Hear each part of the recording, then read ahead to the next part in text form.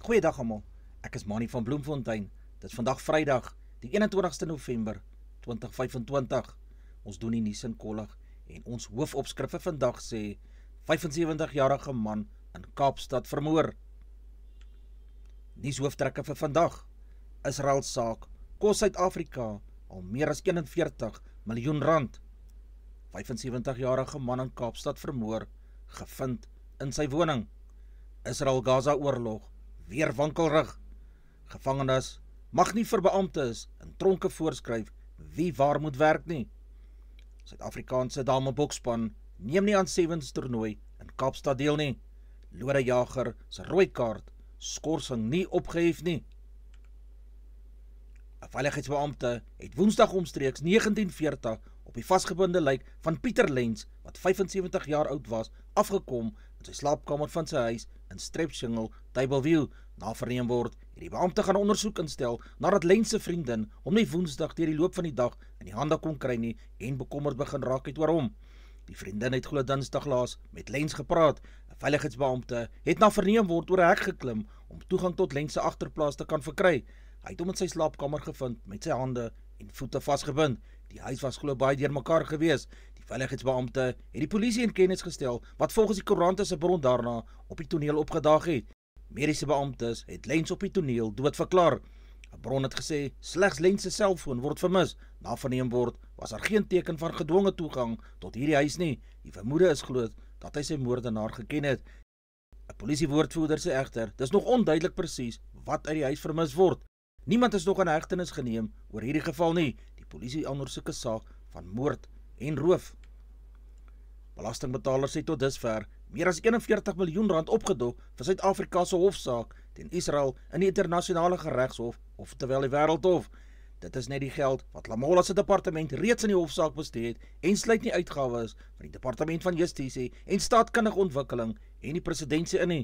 Lamola het hierdie syfer bekend gemaak nadat Ryan Smith, DALP en woordvoerder oor internasionale betrekkinge en samewerking in die parlement by hom wou weet wat die gesamentlike koste tot dusver is. Lamola sê die regering bly vasbeslote en daartoe verbind om verskeie kanale te volg om te verseker dat die Palestynse volk beskerm en die oppergesag van die internasionale reg gehandhaaf moet word. Suid-Afrika gaan ook voort om die gebeure wat in die Gaza-strook ontvou te monitor deur met verskeie kundiges daarin gesprek te tree. Die land het volgens Lamola ook 3 dossiere van openbare bewyse aan die VN se Veiligheidsraad voorgelê wat die skendings van die Volksmoordkonvensie deur Israel uiteensit. Lamola sê die Wêreldhof het die spertyd waarteen Israel op Suid-Afrika se voorlegging kan reageer tot 12 Maart 2026 uitgestel.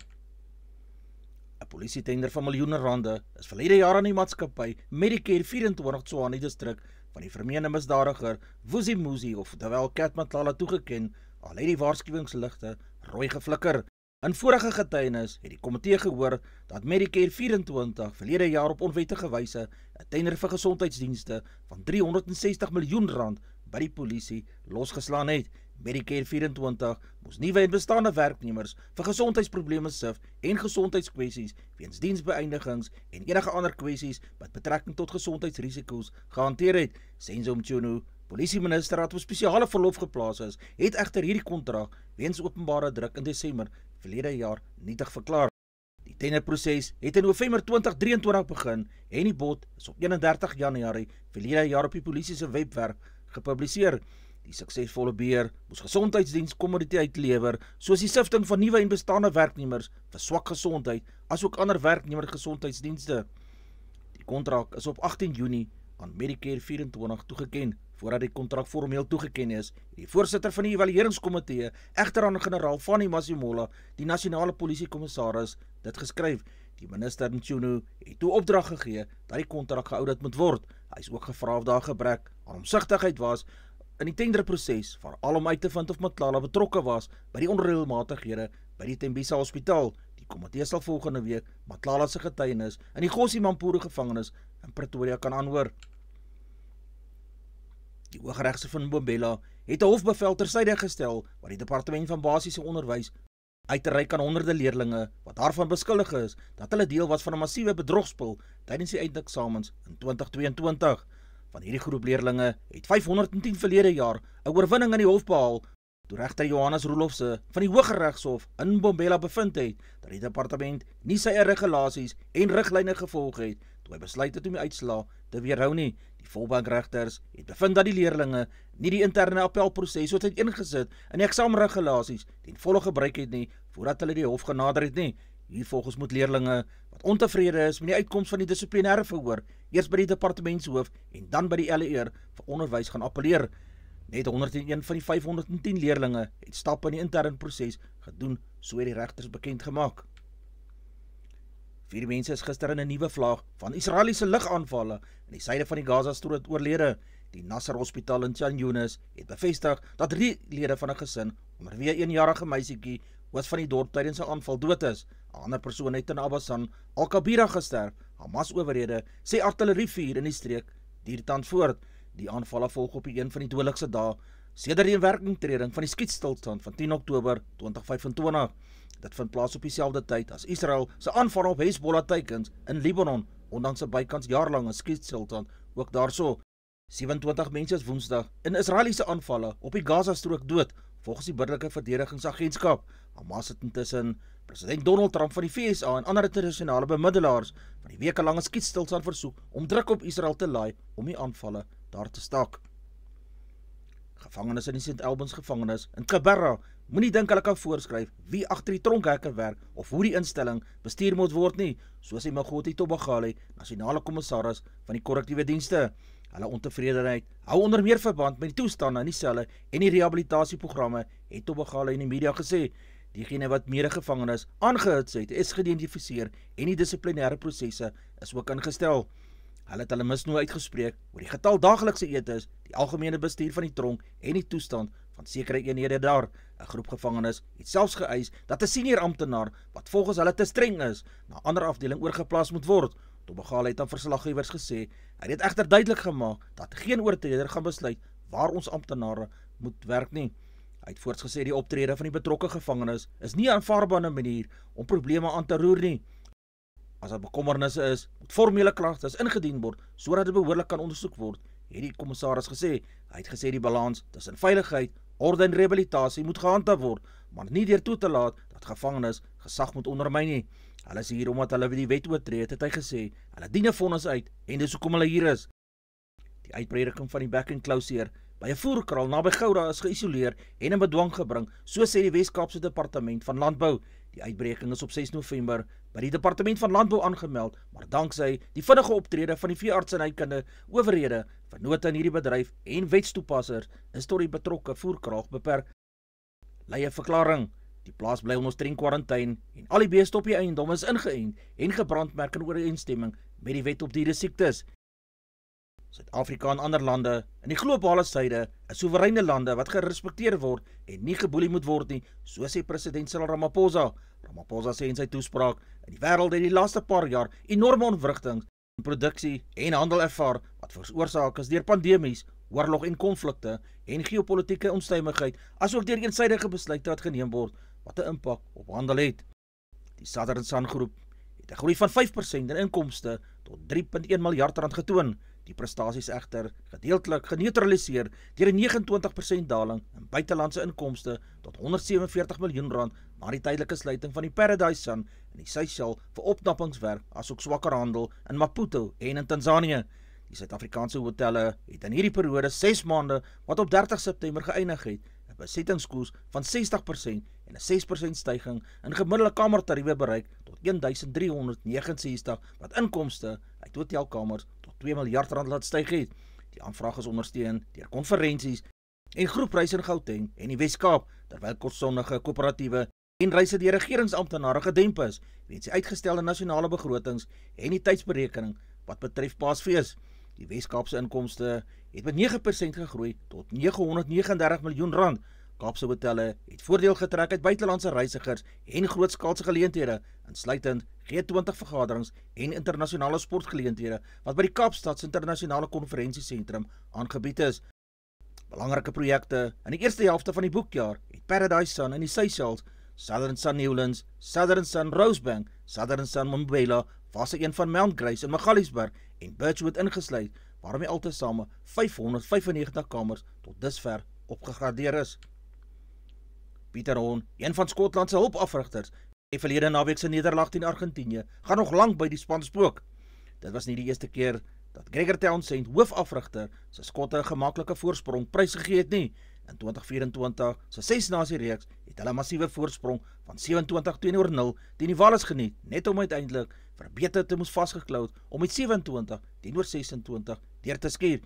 In dieselfde reeks daardie jaar het Skotland 'n voorsprong van 12 punte laat glip om in Rome teen Italië dit nie te buig.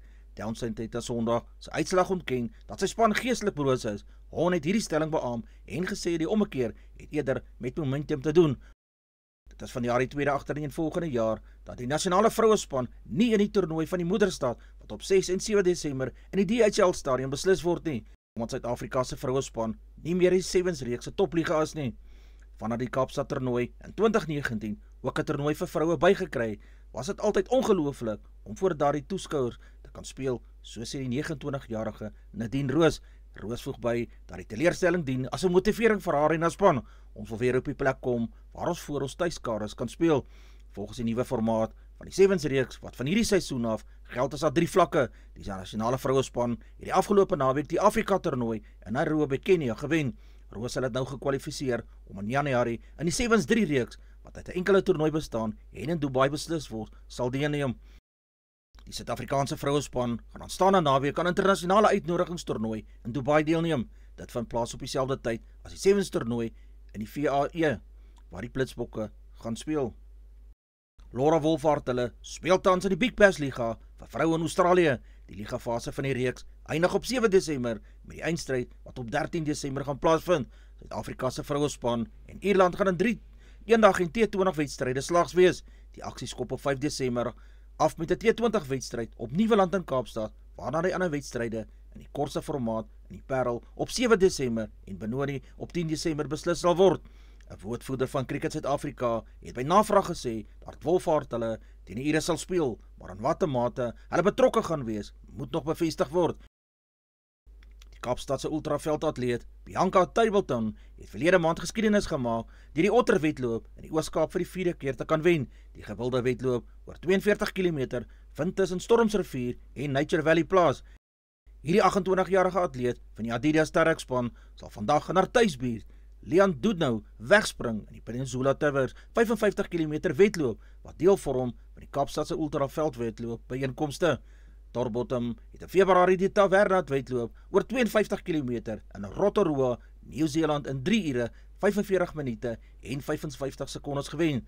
Daarna 'n langtermynbesering opgedoen. Haar deelname aan die Kaapstadse byeenkoms sal haar 4de wees. Sy was verlede jaar boebaas in die 23 km wedloop wat sy in 2 ure, 19 minute en 17 sekondes gewen het. Die aanvangskoller Jake Weatherald en die snelbouer Brendan Dogger gaan vandag aan die eerste toets in die reeks om die as teen Engeland in Perth 'n toetsbuiging vir Australië maak. Weatherald se insluiting as aanvangskoller saam met Usman Khawaja, tesame met Cameron Green wat van 'n besering herstel het, beteken daar as die plek in die span vir die veelsidige Bou Webster nie. Marnus Labuschagne, wat as tydelike aanvangskoller gebruik is, sal op sy voorkeurposisie op nommer 3 kolf met Smith en Travis Head wat na hom sal volg. Australiese elftal vir vandag is Usman Khawaja, Jake Weatherald, Marnus Labuschagne, Steve Smith die kaptein, Travis Head, Cameron Green, Alex Carey, Nathan Leon, Stark Mitchell, Scott Boland en Brennan Dodgett. Suid-Afrika het gister dubbele glorie op die Afrika fietsrykampioenskap beleef met Brandon Downs en Lucy Young wat die tydtoets vir die onskeidelike elite mans en vroue gewen het. Die 31-jarige Downs het die tydtoets vir mans oor 14 km in Diani Beach, Kenia beslis is in 16 minute 29 sekondes voltooi. Dit is vanjaar die tweede agtereenvolgende jaar dat Young wat 31 jaar oud is, die Afrika titel in hierdie tydtoets kon wen. Sy het gister die roete oor 14 km in 18 minute en 34 sekondes afgelê. Lore Jager sal môre sy verwagte riller tussen die Springbokke en Ierland in die Aviva Stadion in Dublin ook misloop. Die 32-jarige slotse appel op sy skorsing het Woensdag aand misluk. Rassie Erasmus, die bokhoof-afrigter, kon egter steeds uit Eben Etzebeth, Franco Mostert, Roan Orkee, RG Snyman en Jean Klein kies vir sy slotpart in die Ire. Erasmus kon in die noodgeval selfs op Pieter Stef de Tooy en Ben Jason Dixon op slot oorweeg het. Daarom het hy nie nog geslot uit Suid-Afrika ontbied nie. Hy het sy toetsbuiging op 21-jarige ouderdom op 14 Junie 2014 teen Wallis in Durban gemaak en word as Suid-Afrika se lynstaan kaptein beskou. Advertensie van Netwerk 24, teken in en kry verskeie tydskrifte en koerante. Advertensie van Bloemkeel for You, jy kan vir Diana of Susan by 082-390-3339 kontak. Hulle sê jy voertuigregistrasie namens jou behartig. Ons Weerberg vir die streek, Messina 2134, Polokwane 1427, Lephalale 1934, Mbombela 1528, Mahikeng 1833, Pretoria 1631, Johannesburg 1629, Ermelo 1027, Kalahari 2437, Gaborone 2034, Richards Bay 1627, Pietermaritzburg 1326, Durban 1625, Port St Johns 1524, Pongola 1829, Maputo 2029, Bethlehem 1128, Bloemfontein 1631, Alawal Noord 2030, Welkom 1732, Vryburg 1934, Kimberley 1934, Appington 2337, Prieska 2135, Springbok 1937, Karasburg 2237, Keetmanshoop 2237, Mariental 2337, Alexanderbaai 1520, Brandvlei 2035, Loederitsbaai 1424, Vredendal 1639, Kaapstad 1723, Sutherland 1229, George 1422, Jeffreys Bay 1626, Geberra 1226, Graafrenet 1126, Kaaphooggelas 1623, De Aar 1631, Molteno 825, Beaufort Wes 1431, Oos-London 1227. Die markte vir die dag. Die rand verhandel teen R17.24 teenoor die Amerikaanse dollar. Die Australiese dollar kos R11.13. Die prys van die euro is R19.89. 'n pond kos R22.55. 'n yen kos 11 sent. Die prys van silwer is $50.48 Amerikaanse sent. Platinum se prys is $1,512. Palladium kos $1,381. Goud per fyn ons is $4,085. Brent olie per vat is $63.51 Amerikaanse sent. Gedagte vir die dag. Dis al vir vandag. Onthou om te like, deel met jou vriende en jou vriendinne en onthou te subscribe op my kanaal. 'n Aangename dag en naweek word vir almal toegewens.